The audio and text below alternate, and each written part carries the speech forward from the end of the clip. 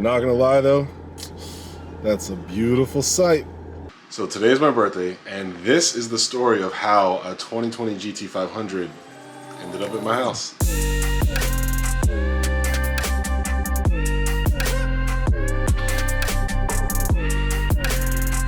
One eternity later.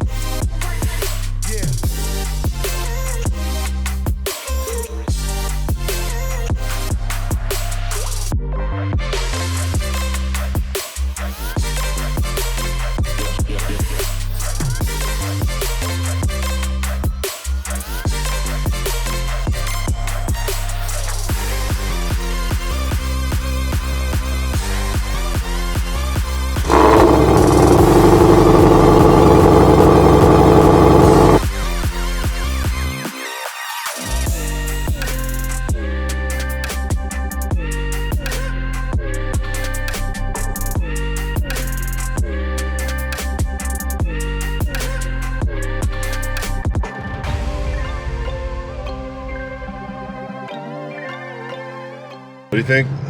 I like it. It's really nice. Yeah, we've been whipping it around a little bit, having some fun.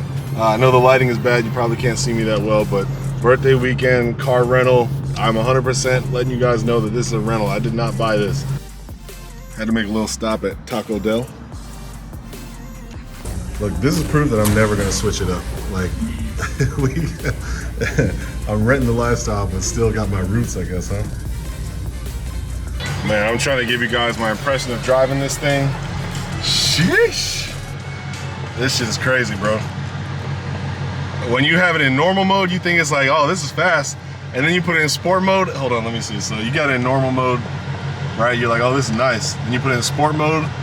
It's a whole other story, man. This, oh my God, look at that. The dash changes and everything. So I'm taking a minute to drive my own car. It's the manual Mustang GT Performance Pack, for those who don't know. And I've driven the GT500 for about 100 miles now. I got a good feel for it. And I wanted to immediately get back in my car. And that might be a risk, because imagine like going from the ultimate level of your car's capability for your model series down a couple notches, right? Like, it's not a Mach, it's not a GT350, and it's definitely not a GT500. But I just want to see, you know what I mean? Like, I wanted to see if I'm going to be like immediately underwhelmed by what I have versus what I had just finished driving.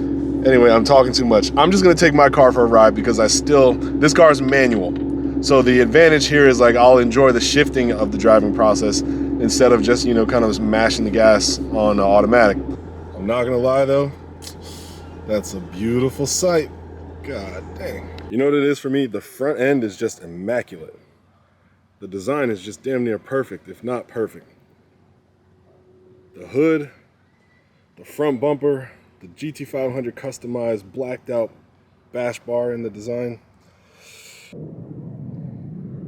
I just finished driving my car and I just finished driving that car, and I wanted to see if the driving experience was going to be so different that I was just going to come home and cry because I didn't own that one.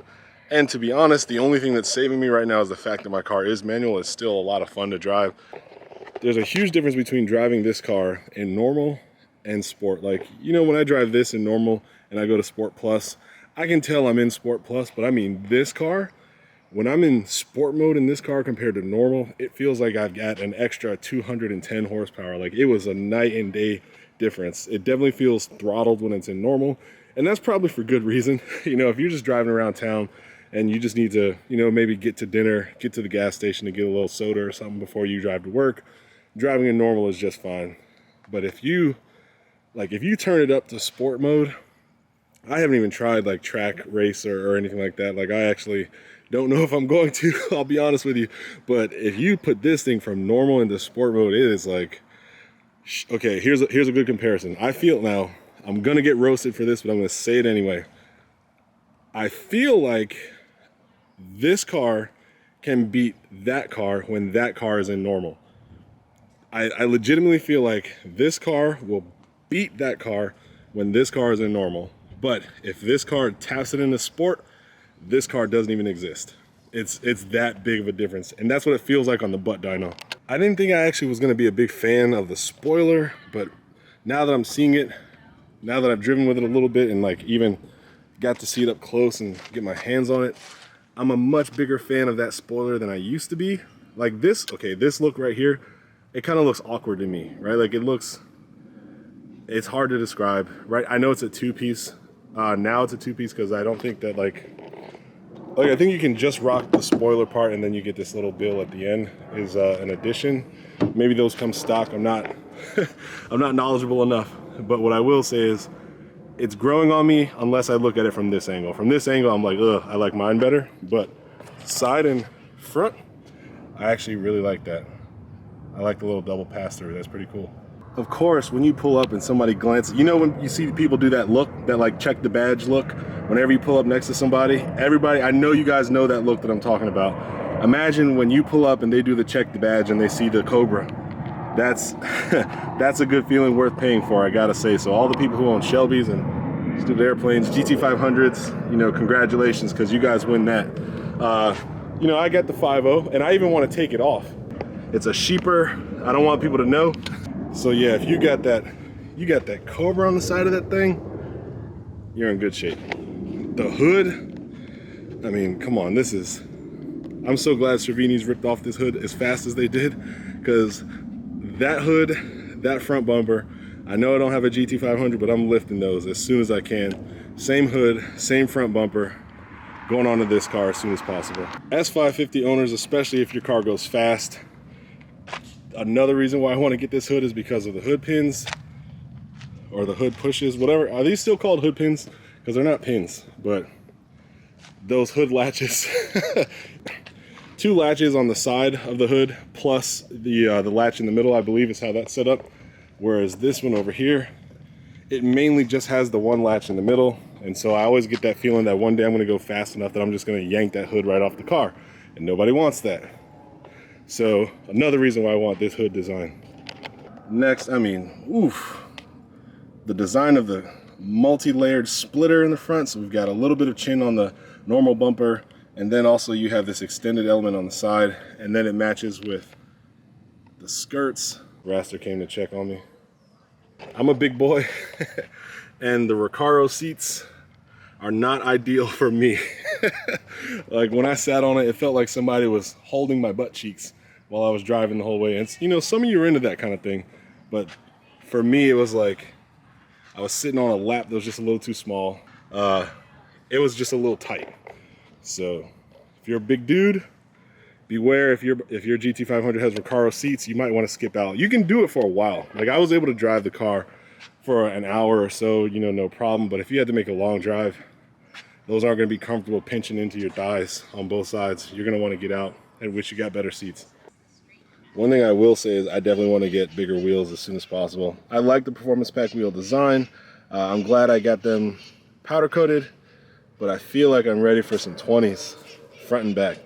This thing is so clean, and I hate that it's just a video, but for when I watch this in the future, you touched the car, you drove the car, your hand, this felt great.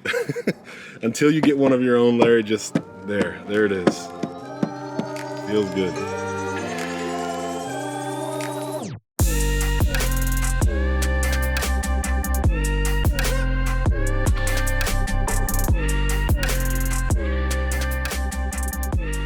So guys, happy birthday to me. I think that's gonna be the end of today's video, and I'm gonna shoot another video tomorrow. Tomorrow we're gonna focus all on the drive, all on the performance and what it feels like while it's in motion. Today, I kind of broke down how it looks, and oh God, I want the car so bad, but it's been a great birthday gift to just be able to rent the car. This video is not sponsored by anybody except for my own bank account. Don't think I paid like $500-600 to rent that car per day. It actually, just the car by itself, the rental I believe was 150 bucks. Like, come on, you guys spend a lot more than that to go out and have fun sometimes, so why not go get a really cool car? I'm not paid by Turo or anything like that. I'm literally just sharing with you what I did in order to do that. I don't own that car yet, not that specific car, But you know, maybe one day. But I will say I wanted to rent it. I wanted to see what it felt like. I wanted to give it a test drive and get myself comfortable and familiar with that kind of horsepower. The fastest car I've ever driven was not a 700 plus horsepower car. I think my Corvette, no, this car is faster than the Corvette. So my GT is the fastest car that I've personally ever owned and driven. But that GT500 is the fastest car that I've ever driven. And I would love to break that record at some point, but for now, we're just gonna stick with that. So, with all that said, I'm Larry. I make car content here. This is Red 6. My channel is not just dedicated to Mustangs. I just really like Mustangs. And, you know, hopefully one day I can step up in other types of cars that I offer on the channel. But right now, the project car is a red Mustang Performance Pack GT. Please subscribe if you want to see that build become faster than Hellcats, because that's the goal. Leave a like if you like this kind of content, and YouTube will show you more of it. And I will even do you a favor. I've got this video specifically just for you.